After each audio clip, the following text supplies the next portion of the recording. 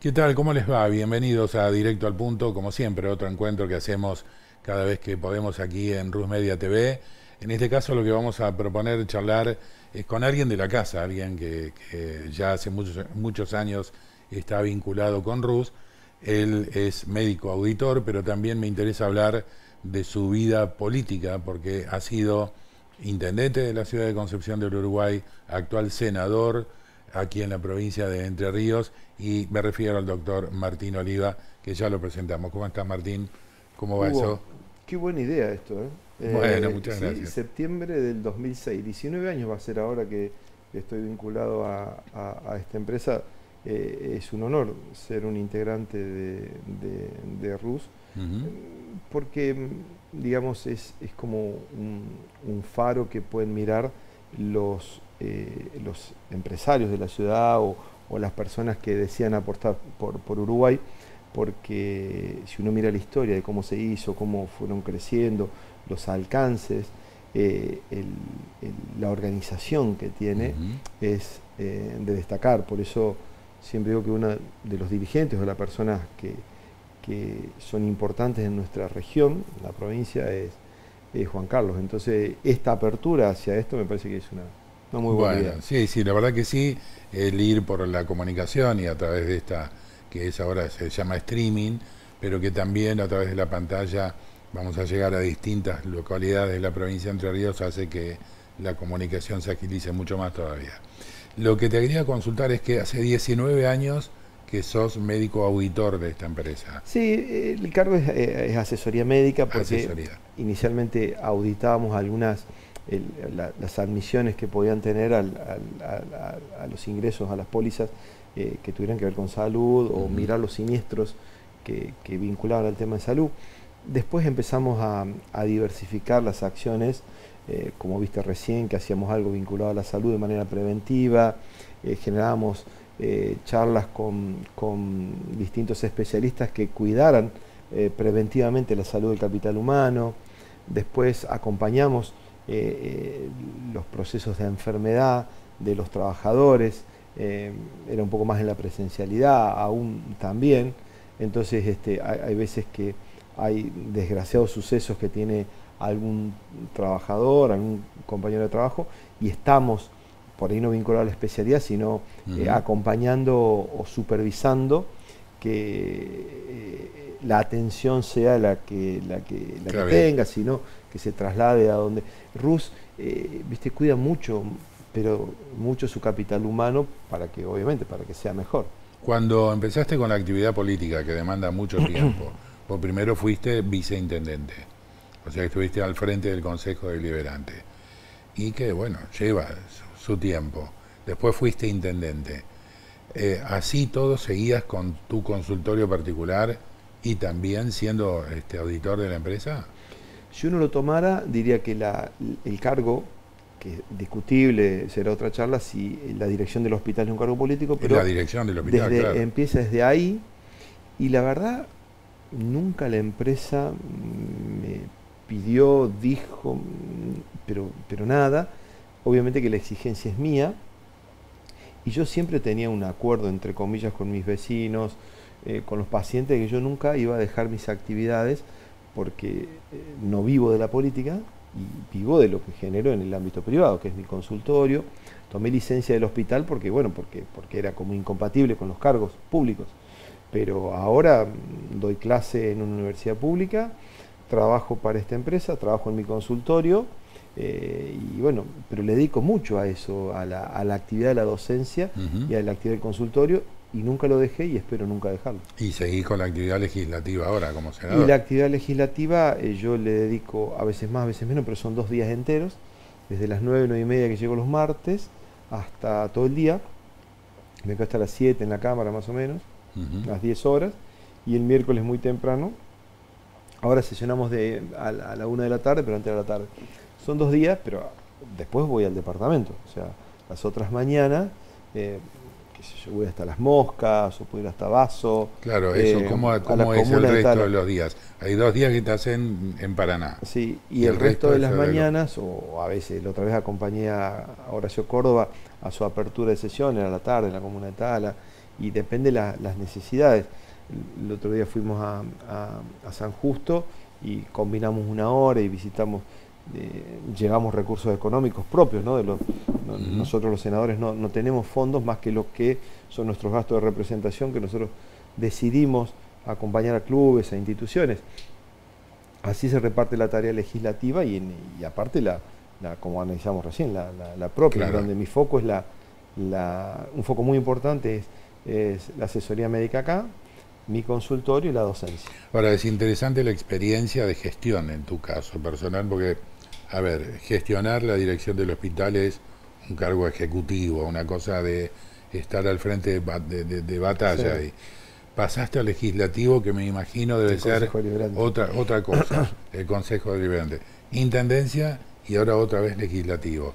O sea, vas conviviendo en gestiones, digamos, diferentes, ¿no? Siempre me apropio de una frase tuya que decía, aquel que se postula, ¿alguna vez hizo algo? Llega, lo escuché en un programa tuyo, no sé. Puede ser, sí. Yo fui vicedirector primero, cuando Hugo Setur era director. Ajá. Fui director cuando Hugo era ministro. Después Laurito me pidió que sea su vice y después es como una escalerita, digamos, y eso me facilita hoy mi tarea de senador, porque sé cómo se legisla, que es una labor parlamentaria, que es el trabajo en comisiones, que es un despacho, un dictamen, y sé cómo piensa un intendente o un vecino, o sea, sé lo que está necesitando un vecino y tengo que darle el instrumento, en este caso, al gobierno provincial, que es para quien nosotros legislamos, ¿no? Al gobierno provincial. Entonces tenemos como repartida. En el Senado llegan las leyes que necesita el Ejecutivo o que promovemos nosotros, y está lo que necesitan las juntas, comunas y municipios de mi departamento, para los 17 senadores. Pero a su vez en el Senado pasan los acuerdos que necesita el Ejecutivo. Claro. Contador, tesorero, vocales del CGE, vocales del Superior Tribunal, fiscales, jueces. Hay una actividad muy en contacto con el Ejecutivo. Bien, ahora vamos a ir a algunas gestiones que hayas realizado para proyectos que hayas presentado, pero leí el otro día que hay una intención, o por lo menos un proyecto, o una idea, lo dijo Troncoso, funcionario del actual gobierno, de empezar a discutir la posibilidad de ir a un sistema unicameral, digamos, como que la provincia de Entre Ríos tenga una sola sala de discusión política o legislativa. ¿Qué pensás al respecto? Bueno, entiendo que la Constitución podría ser puesta en discusión. Cuando digo eso, creo que debe trabajarse en dos partes más profundamente, que es salud y educación. Y yo debería tener más información, por ejemplo, juntarme con muchas voces de constitucionalistas que la hayan hecho en Córdoba, por ejemplo, de las provincias que lo tienen, digo Córdoba como ejemplo, constitucionalistas de Buenos Aires. Para vos Córdoba ha sido inspirador en muchas cosas. Sí, yo tengo un fuerte vínculo con lo que se diría la dirigencia del peronismo de Córdoba, que piensa la política de otra manera, digo porque Yarlora tiene como vicegobernadora a quien era una intendenta radical, y Pacerini tenía al presidente del PRO y como su viceintendente. Quiero decir que la política no es solamente partidaria, sino un conjunto de encuentros de pensamiento que coincidimos en muchas cosas. Entonces Córdoba es esa referencia. Lo que yo tengo que entender, si la composición política de este tiempo, la distribución geográfica y la constitucionalidad en sí puede llevarse a una unicameral. Y tengo que escuchar a los que saben. Por ejemplo, un día le pedí a Sauret una opinión y me dijo, antes de reformar con la Constitución, cumplan con la que está. Entonces, pero bueno, para esa discusión, que está bien que se pueda tener, no sé si son los tiempos, porque reformar la Constitución significaría mucho gasto. Hacer una convencional, que trabaje, convocarla, pero demás. Que apunta a reducir gastos. Claro, lo que pasa que pongamos que el 2.20, que es el presupuesto del 100% de la Cámara, se reduzca en un punto, digamos, no sé si es el secreto ese, o, como te digo, eficientizar desde la Constitución algo que haga que todo el gasto del Estado sea más eficiente. Sí, tal cual. En eso yo creo que hay que dar la discusión para llegar a la ley que llame a la reforma de la Constitución Pero habría que hacer varios focus group, varias encuestas, Sí, obviamente. para saber si la gente quiere esto. Sí, no es un detalle menor, sí, pero hay que ir a una reforma constitucional, eso de entrada, que la gente lo sepa, digamos, Claro, que sepa para de lo que poder estamos hacer hablando. eso. Claro. Hay que decir, insisto, es el momento, hay forma de recolectar, no le voy a decir a alguien que hace opinión pública o que participa en la opinión pública como vos, es fácil censar si la opinión pública quiere reformar Sí, la Constitución. hay que ver qué argumentos pones en el tapete, digamos, ¿no? Para que la gente lo consuma y a ver qué dice. En Totalmente. principio, bueno, a ver, ellos pueden dar el argumento, digo, gobierno, de que a la larga produce menos gasto, más agilidad en la toma de decisiones, no tanto ida y vuelta. Y los puntos en contra que a mí se me presentan en este momento, es decir, bueno, ¿estará la representatividad de los 17 departamentos en esa unicameral? ¿No será Cuidado, que después, se claro, centralizará? y viste, la cuestión del poder, bueno, ahí habría que discutirla estas cuestiones para conformar esa unicameral. No acordamos que iba a hablar de esto, pero tenemos la misma duda. ¿Cómo aseguramos la representatividad de todos? Exacto. Ahora es bastante... Y sí. Ahora islas, lo mismo que Paraná y que Uruguay. Tal cual. Y la gobernabilidad. ¿Cómo se va a dar la gobernabilidad que se le da con los 18 diputados? Sí. No, yo por eso decía, cuando tenga todo el panorama de información, podré tomar una decisión legislativa. Bien. Uno de tus proyectos, ahora volvamos un poco a la gestión, había sido, y recordámelo porque no me lo acuerdo muy bien, algo vinculado entre comunidad, universidad, un consejo interuniversitario, algo de eso era, no me acuerdo bien cómo era. En Uruguay hicimos el Consejo Interuniversitario Local. Somos una ciudad universitaria. El que habite esta ciudad o el que nos mire de otra ciudad sepa que somos 85.000 habitantes, tenemos muchas universidades acá y algo de 130 carreras entre terciarias y universitarias, si sumamos los institutos de investigación y demás, institutos superiores de educación. Entonces, cuando vos tenés esa materia pensante, es un error no sumarlos y decirle, tenemos 10 problemas, trabajen junto con nosotros, nosotros propiciamos la investigación, ustedes investigan, las universidades necesitan investigar en cada uno de sus niveles, estudiantes, docentes, y díganos la mejor solución para determinados problemas. Ese circuito virtuoso lo hicimos acá, se sentó el rector de la UNER, la vicerrectora de la UADER, el rector de la UCU y el decano de la UTN Regional Uruguay. Y eso fue virtuoso. Entonces, eso mismo lo llevo a la provincia y digo, por ejemplo, sabemos que el arándano y las nuez pecan son productos de nuestra provincia. Seguramente exportan. Bueno, pero ¿cómo hacemos para que se amplíe el mercado? ¿Cómo hacemos para que el marketing sea mejor? Para que el producto tenga valor agregado. Bueno, si nosotros tenemos a una facultad como Ciencias de la Alimentación de la UNER, de bromatología, agropecuaria, agraria, acá en la UCU, y si la juntamos y estudian eso en un conjunto de docentes y estudiantes y nos dicen cómo hacer que lo que está bien aún esté mejor. Por ejemplo, todos los chicos de Entre Ríos por debajo, chicos y chicas de Entre Ríos por debajo de 11 años están vacunados. Y a lo mejor la sala de situación que hace el reglamento epidemiológico del Ministerio de Salud no tiene la información. Bueno, juntemos a la Facultad de Ciencias Médicas que tiene acá UCU, a la de Ciencias de Salud y la Vida que tiene la UADER, a la de Salud que tiene la UNER y a la de Medicina que tiene la Adventista del Plata, o de Ciencias Médicas. Que nos digan. ¿Y es factible? ¿Se puede hacer? Y porque nosotros lo hicimos. No es que le estamos pidiendo al gobierno, por ser, entre comillas, oposición, que haga demagógicamente algo para entregarle un problema. No, nosotros lo hicimos en Uruguay. Y le puedes preguntar a Sauret, a Sosacito, a Sabela y a Arlac si funcionó. Entonces nosotros queremos replicar lo que funcionó allá. A nivel provincial. Ahora escuché que se quiere hacer una feria del libro provincial. Bueno, nosotros hicimos la feria de la palabra acá, que era una especie de feria del libro. Entonces, si todo eso se replica, bienvenido, no importa quién lo haga. Nosotros, desde la experiencia virtuosa del Consejo Interuniversitario Local, con la inteligencia que tienen nuestras universidades, lo llevamos a la provincia para que las decisiones que tome el gobernador, entre comillas, sean irrefutables porque lo dice la academia en base a un proceso virtuoso que fue la investigación, metodológicamente, estadísticamente. Después veremos cuán factible es la aplicabilidad. o puede ser un proceso de aplicabilidad del resultado que nos den las universidades, pero va a tener un sustento que no es una decisión arbitraria, que no tiene el gobernador. Pero si la decisión del gobernador sustentada en las mentes pensantes que están en las universidades nuestras, entrerrianos y entrerrianas, qué mejor.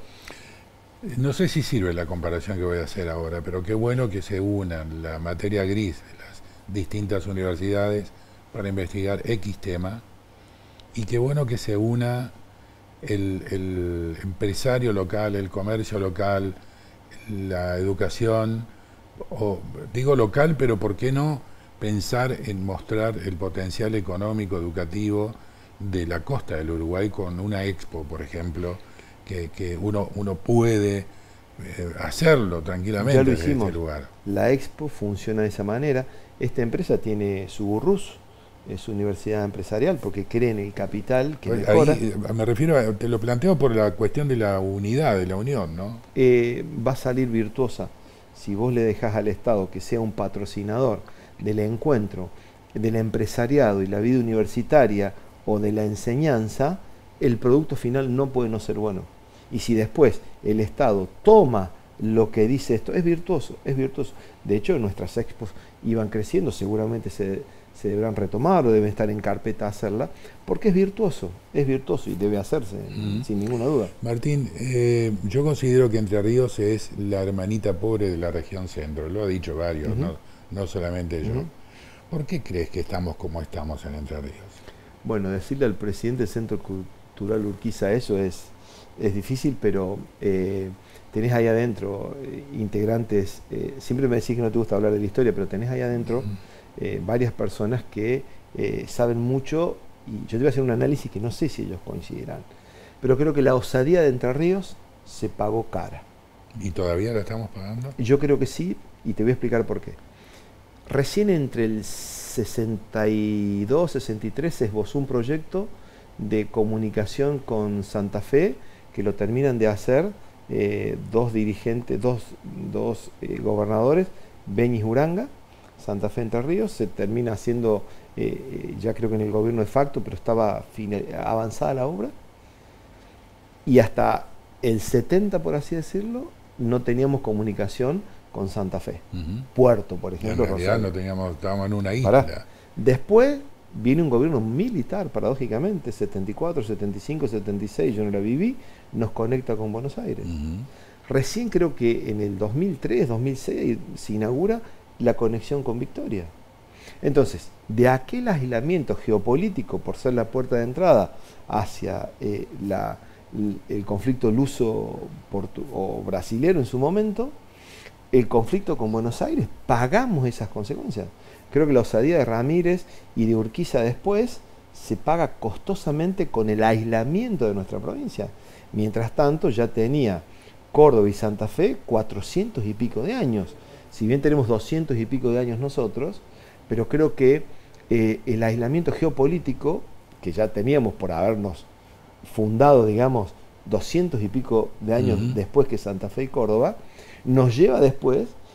No te olvides que del Dock Sud para abajo no había nada, es Roca quien pasa a la historia de la Patagonia y demás, ¿no es cierto? Entonces, la disputa geopolítica era entre el litoral, que era Urquiza, Ramírez, y entre el Poder Central. El 3 de febrero de 1852 ocurren muchas cosas, y obviamente cómo vamos a competir contra 200 y pico de años antes, como un puerto más desarrollado. Yo creo que si no desarrollamos nuestro puerto, no vamos a estar en condiciones de competir. Es un tema muy complejo, pero no acepto porque el que le diga eso, por eso dijiste vos, dicen, el que diga eso desconoce la historia, y la historia nos situó en esa posición geopolítica, geográfica y, digamos, de historia. Somos más jóvenes, y encima siendo jóvenes, en 200 años me refiero a comparar, tuvimos la osadía de enfrentar el poder central. Y a los 100 años de nuestra fundación, Uruguay, nos sacan la capital, 2 veces nos sacaron la capital. Sí, claro, entonces a Concepción del Uruguay le pasa lo mismo, es más o menos la versión de lo que le pasa a Entre Ríos.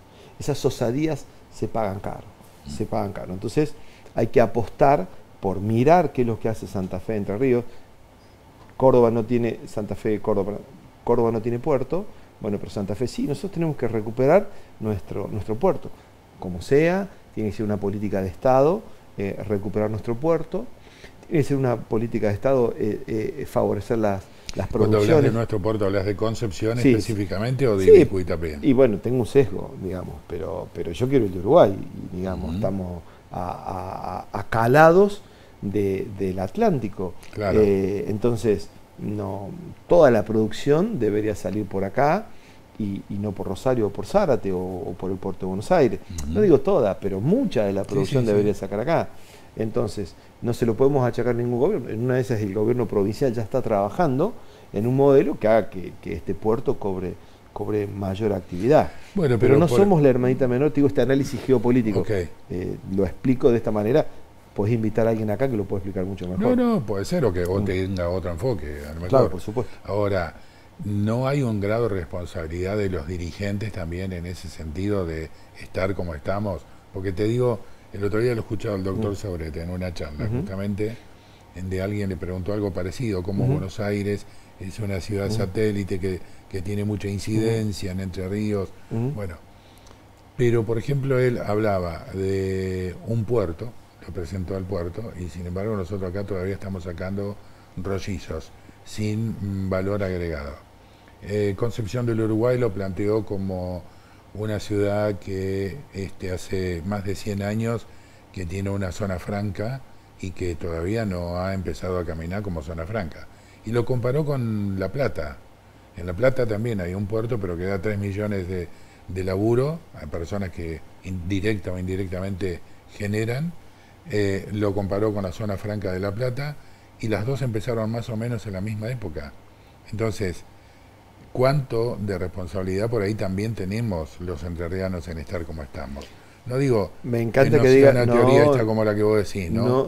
Me encanta que digas los entrerrianos, porque si hay algo que ha pasado en estos 100 años, de 1910 para acá, 1920, cuando empieza a funcionar el puerto, es que han pasado militares, conservadores, radicales, peronistas, ahora otro color político. Bueno, la responsabilidad es de todos, pero sin ninguna duda.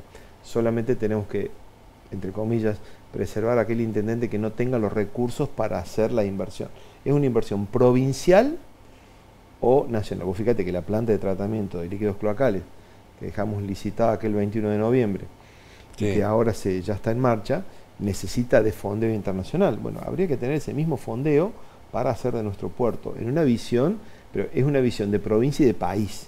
Por eso creo que son acuerdos supra a la ciudad, y obviamente que la responsabilidad es 100% de los dirigentes provinciales y nacionales que o no convencimos nosotros para que Uruguay tenga ese carácter que tiene que tener de...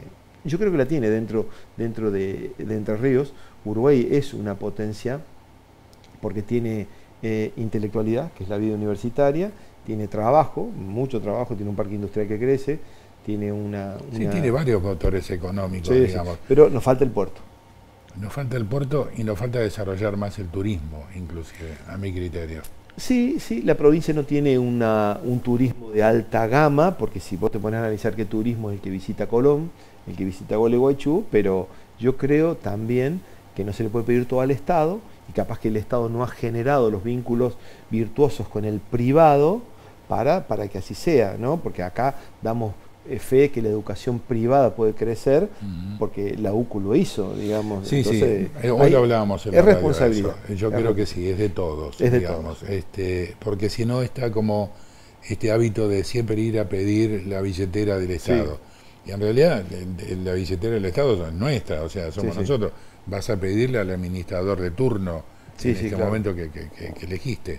Pero es verdad, el privado tiene que de alguna manera invertir, jugarse. Por eso nosotros, como te comentaba antes, que hablamos en general de otras cosas, el haber acompañado la creación del ente mixto de turismo, mixto, digo público-privado, da esa herramienta para que se dé toda la facilidad. Le pusimos presupuesto, 500 millones de pesos, que sabrán seguramente bien utilizar. Yo creo que bien. Tenemos río, no tenemos mar, pero podemos mejorar el turismo. En este ping-pong y de vuelta que charlamos de todo un poco, ¿Hace cuántos años que entraste en la política, que decidiste participar en política? Si tomo la dirección del hospital como eso, Sí. serían 15. Si tomo la viceintendencia, Ujú. digamos como de 10 años nada más. 10 años. En estos 10 años, ¿cómo conviviste como político, como ciudadano común? ¿Cómo era la gente con vos en el consultorio, en la calle? Eh, ¿Cómo? Porque hoy hay una especie de concepto que dedicarse a la política es entregarle el honor a la jauría, ¿viste? Sí. ¿Cómo te llevaste con eso, con la crítica hacia vos como persona, con la crítica mala, la destructiva? ¿Cómo lo manejaste a esa cuestión? Mira, el primer momento yo veía pacientes que se habían atendido conmigo años y no los critico, pero bueno, sigo enfrente del consultorio de Omar. Vos has estado alguna vez En la puerta de la... y yo los tengo que entender, la política repele muchas cosas, eso es la verdad, eso es así, pero también entiendo que la gente sabe qué tipo de política uno hace, la que, entre comillas, perdés cosas y no ganas nada, como cuando salí de la municipalidad. Mis recursos o mis ingresos son de la vida privada, entonces no me preocupa. En esta ciudad la gente sabe lo que gana un cardiólogo o lo mira Omar y yo soy socio. Entonces, ¿Y no te duele la crítica negativa la que hacia está tu injustificada, persona? la que está injustificada sí, lo hemos hablado. Sí. La que está justificada, es una enseñanza. Yo todo es política. La elección del APDU, yo sé que vos no estás, el APDU, escuché que los papas estaban rosqueando, los cardenales, perdón. Sí. O sea, la política, entendiendo como acuerdos, está en todos lados. Entonces la política educacional, la política, está en todos lados.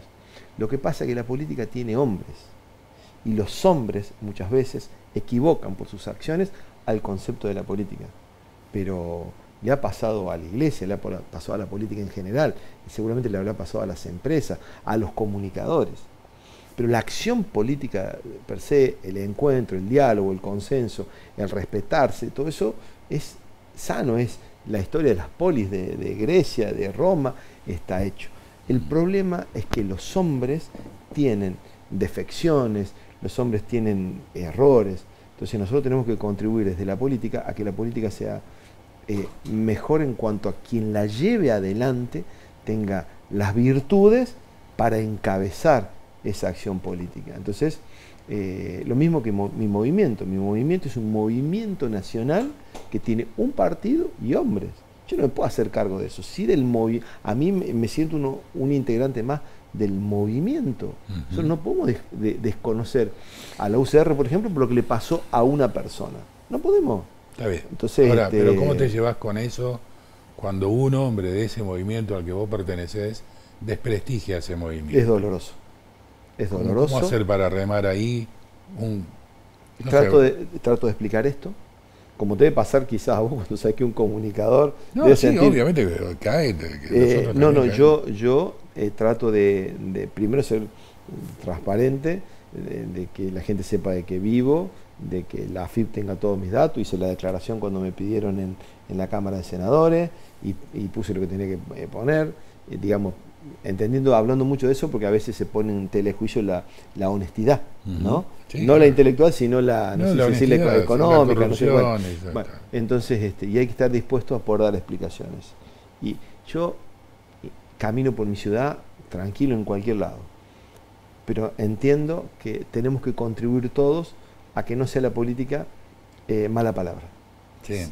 Tenemos que hacer lo posible porque no sea. Exigir profesionalismo, exigir capacitación, exigir formación. Aquello que vos decías, ¿cómo llegar a aquel lado si no manejaste ni tu propia vida o tu propia casa o tu propia empresa? ¿Cómo ese partido, dos preguntas, esta y la final, cómo ese movimiento que vos decís no depura, no saca, no limpia? Porque tenemos que presentarnos a elecciones y ganárselas. Es el voto popular. Sí, pero a ver, en cuanto al funcionario te creo. Ahora, hay gente que pertenece al movimiento que está ahí y no fue elegida por el pueblo. Que los elijan en cargos... Que vos como intendente tengo un funcionario, claro. Funcionarios corruptos que sabés que... Y no lo limpian, siguen quedando. Y sabemos... Hay que hacerlo. Digamos, yo cuando sepa que alguien es algo, bueno, se tendrá que ir. Además, no me pasó, pero no estoy rodeado, en este caso tengo pocos colaboradores, ¿no? Que por suerte fueron públicos, pero son personas honorables y respetables, de varios colores políticos. Entonces, yo entiendo lo que apuntás. A nosotros nos depura, entre comillas, el voto, y nosotros tenemos que ser responsables de presentarle a la sociedad. Sí, claro, coincido 100%. Porque y hay que señalarlo con el dedo, y con la valía suficiente para señalar con el dedo, y después que vaya a la justicia, ¿no? ¿Querés seguir en política? Porque bueno, vos estás como senador hasta ¿cuándo? Termino en el 27. 27. ¿Y en el 27 cómo te ves? Yo quiero que Uruguay tenga todo. Uruguay es una frase que quiero que quede clara: mi ciudad y mis dirigentes. Yo quería que, en este caso, el ente mixto de turismo salga porque Jorge Sato es el secretario de turismo, por ejemplo. Quisiera que Claudio Lambert, en vez de ser vicepresidente, creo que es vicepresidente, sí, que en vez de ser vicepresidente de Lovier, sea presidente de Lovier. Que la más alta autoridad del seguro en la Argentina sea Godoy. Que Concepción empiece a copar lugares. Mi ciudad y mis dirigentes. Por eso quiero que Uruguay, en mi espacio político, encabece la lista de legisladores. Firmo acá. Martín Oliva no. Firmo acá de Blanco. Martín Oliva no encabeza. Pero un dirigente de Uruguay tiene que... Después te puedo dar las razones. Por ejemplo, 40 senador, años, decís vos. Senador o diputado. ¿Por qué? Porque hace 40 años que los vecinos de acá dicen ustedes sí. Entonces, de la misma forma, trataré que en el 27 alguien que piense como yo, en las cosas que yo le mostré a mis vecinos como viceintendente y como intendente, que piense como yo y que vea, de acuerdo a los focus, a las encuestas, que está en mejores condiciones que yo, que representar eso para los vecinos. Si está el hombre o la mujer que así sea, haré todo lo posible porque llegue, y si no, analizaré. Si no, vas a pelear tu espacio, tu lugar. Y si no, analizaré. Ahora en el 25 me están quedando pocas herramientas, pero en el 27 tengo que sentarme y analizar, porque acá nos conocemos todos. Haces 3 o 4 focus group, haces un par de encuestas y sabes si las encuestas, y vos sabés si la gente quiere que te quedes en tu casa o que sigas contribuyendo. Sí, es sencillo. Gracias, Martín. Nos vemos. Muy amable. El senador Martín Oliva, charlando de su carrera aquí dentro de lo que es la empresa, pero también, por supuesto, sobre la actualidad política y, en lo último, sobre, ¿por qué no?, su futuro político. Tal vez en el 27 senador nacional por la provincia de Entre Ríos. Bueno, veremos. En el 27 ahí se verá. Gracias, nos encontramos de nuevo en Directo al Punto en cualquier momento. Gracias.